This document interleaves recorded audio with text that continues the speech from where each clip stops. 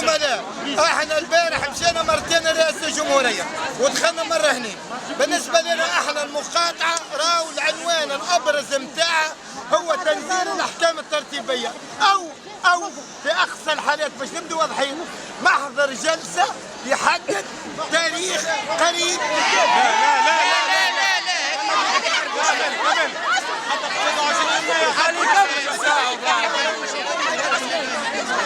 أو محضر جلسة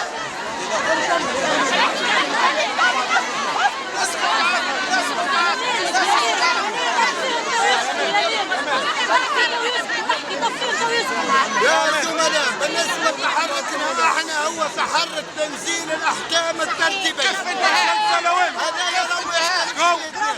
هذا تدخلاتنا الإعلامية موضوعها هو تنزيل الأحكام الترتيبية. واضح ولا؟ يا زملاء الأحكام الترتيبية يصير فيها رئيس الجمهورية في شخصية من البارح. واضح ولا مش واضح؟ أنا راني كنت في الأجل قريبة راهو الراجل قاعد يكتب. شوف يا زملاء احنا مشينا رئاسة الجمهورية ما قلناش البارح على اعتبارات موضوعية انه مقبلين على تحرك وطني يلزم نقولوه في شارع بابناء. واضح ولا؟ بالنسبة لنا احنا طلبنا تنزيل الاحكام الترتيبية وراهو سبب مقاطعتنا هو الاحكام الترتيبية. يقول المستشار الاول للسيد رئيس الزملاء يقال انه النصوص الترتيبية رجعت قبل. علاش؟ النصوص هي كلها اشتراطية. ريت كما تشوفوا العقد نتاعنا في 5 نقاط، برمي الخمسة ثم 4 يلتزم الأستاذ النايب، يلتزم المعلم النايب، يلتزم الأستاذ النايب. السيد رئيس الجمهورية قال لك البنود هذه لازم تتنحى. علاش؟ قال احنا عندنا تصور نتاع التسوية على دفعتين. واضح ولا؟ أنا كمالك بارك الله فيك قلت راهو الدفعتين فيهم دفعة توا هبطت في قانون المالية. معناها الحكاية راهي صعيبة حقيقة راهو ولاد. قال لك حرفيا هذا شأن يخصنا احنا كسلطة اشراف وكقرار سيادي. واضح ولا؟ للمعلمين وللأساتذة. ناقشنا نقطة المعلمين انا قدمت تصور وخلي يسبوني انا علوم التربية ما يخلقنيش. انا قلت هذوما ضحوا كيفنا 16 سنة حتى ثمن من 2006 راهي الشغورات ماشيه وتتخلص باعتبار اللي تخرجوا من علوم التربيه يشدوا لهم شغوراتهم وانتدابوا ماشي. معناها المعلم النايب يخرج تلميذه يقاح اساسا ما فماش مشكل اذا باش يبقوا عام بطال، اذا باش يحكوا على تكافؤ الفرص وناخذوا الشغورات الضروريه لتسويه وضعيتهم راهو هذوك لازم يبقوا عام بطاله طالما هما انتدابوا ماشي. لانه هما عددهم ما تجيبش تسويها على ضوء الشغورات في دفعتين. دونك لازم نغلقوا شغورات ضروريه لتسويه وضعيه زملائنا المعلمين. احنا الشغورات المسترسله 8000 ثم 2800 مطلب تقاعد على مكتب وزاره التربيه. واضح ولا؟ احنا في الحاله هذيا موقف رئاسه الجمهوريه انه معناها تم تنزيل الاحكام الترتيبيه. قلنا احنا طلبنا في القريب العاجل اذا حبونا نرجعوا نقريب. واضح ولا؟ مسألة العودة من عدمها مفتاحها عند سلطة الإشراف. مسألة العودة من عدمها المفتاح عند سلطة الإشراف. معناها أنت كي تحل لي الباب تمشي تقري. أنت تو مسكر علي بعدم تنزيل الأوامر التنفيذية.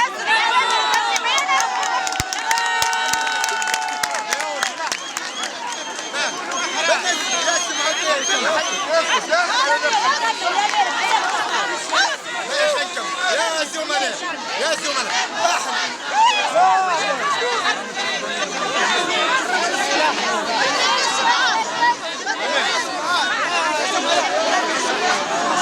بالله لحظة ربي لحظة يا زملاء بالله لحظة راكم ما تعرفوش حجم الضغط اللي صاير علينا ضغط رهيب. يا اخويا لحظه بالله الكلمه هذه ضغط وانا معاك فيها. هذه رجال مسلمه ومالك خونا وصاحبنا والاخر الناس الكل. لحظه اللي باش يضغط عليك انت ضغط على زوز ملايين واللي باش نتوقف معاك. ماهيش لغه نتاع لحظه ماهيش لغه نتاع شارع. اللي سايب 16 سنه نعرف عنها ضغوطات. ايه ما تحكيهاليش ضغوطات ماهوش عامل نزيد من الاخر ما حاجه ضغوطات. يا زملاء راهو احنا كي نحكوا على اوامر ترتيبيه ما ننسوش 174 وضعيه نتاع زملائنا فيهم اللي يفرقونا، وراو اللحظه ذي ما تنجمش تتعدى بدون انه نترحموا على زملائنا يفرقونا من الاساتذه والمعلمين واخرهم فيهم صاحبنا وصديقنا الله يرحمه في عندنا وعلمنا وعمقنا مالك الكلامي صبيحه. ودونك راهو احنا اليوم باش نبذلوا دقيقه صمت ترحما على زملائنا. راهو مالك الكلامي وفات الاجيال المحتومه من غير دفتر علاج، من غير التغطيه الصحيه والاجتماعيه. راهي التغطيه الصحيه والاجتماعيه ضروريه كما الاوامر الترتيبيه تكون في المقام الاول، يلزم تغطيه صحيه واجتماعيه. نقرا الفاتحه اهو شنو رايك؟ زملائي عندنا 174 استاذ فاتت 50، عندنا 140 معلم فاتت 50، هذوما يلزمهم امر رئيس الثاني، لانه وقت اللي احنا حركنا من اجل تنزيل الاحكام الترتيبيه ثم معطى البارح راكم ما خليتونيش نتكلم، بعد ما خرجنا من رئاسه الجمهوريه اتصل بالسيد رئيس الحكومه عيط لوزاره التربيه، هذاك علاش دخلنا لوزاره التربيه والعباد ما تدريش كيفاش واضح. صار اجتماع على مستوى رئاسة الحكومة، رئاسة الحكومة تعيط لنا توا انا وزميلي عبد الكبير عماد، قالوا ثم سكوب باش يعطونا، نحن انا قاعدين تو نجيب لكم السكوب نجيبوه توجونا هنا مرحبا بك. واضح ولا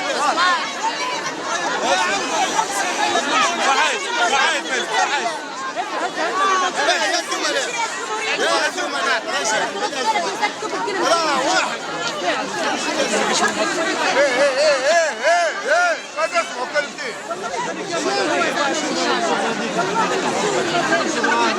زملاء احنا طالبنا في المقام الاول بالاوامر الترتيبيه، طالبنا بصرف مستحقاتنا الماليه، راهو حقنا ذلك. ماهوش نسيت.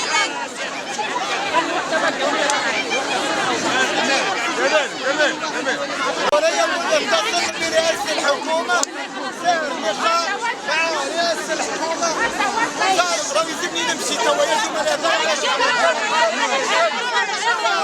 على مستوى رئاسة الحكومة. وزارة التربية تقول باش يخلصوا السولات هذايا لنهاية الشهر،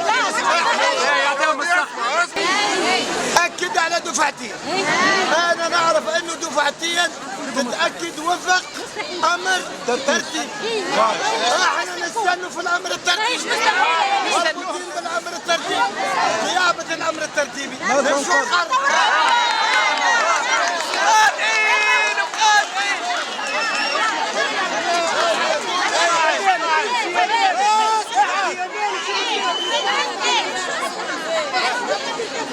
المعطى الثاني حتى كتابة الأوامر الترتيبية معليش باش نرجع، معناش باش نرجع.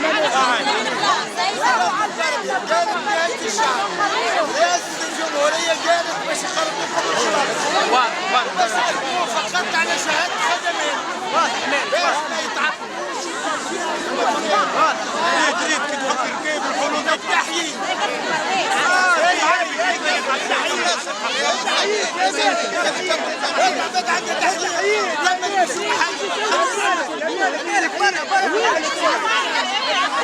مسألة التحييد رجعوا الناس اللي تتوظف فيهم الشوروي، اللي قاعد يقص في جزء الليل شهريا بالنسبة لهم هو واش مشاكل هذا قرار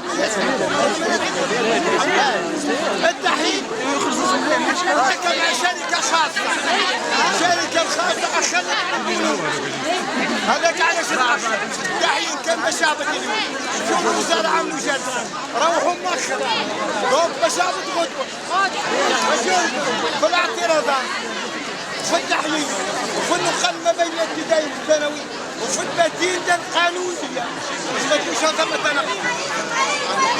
ما تبدل حد شيء، ما تبدل حد شيء، ما تقولش النقطة الأخيرة التغطية الصحية والاجتماعية، التغطية الصحية والاجتماعية عاملوا جلسة مع سينار بياس ومع رئاسة الحكومة اتفقوا ولا يخلي يوصلوا بالميكرو دور التفعيل، وهذا يدي بكلام الوزارة.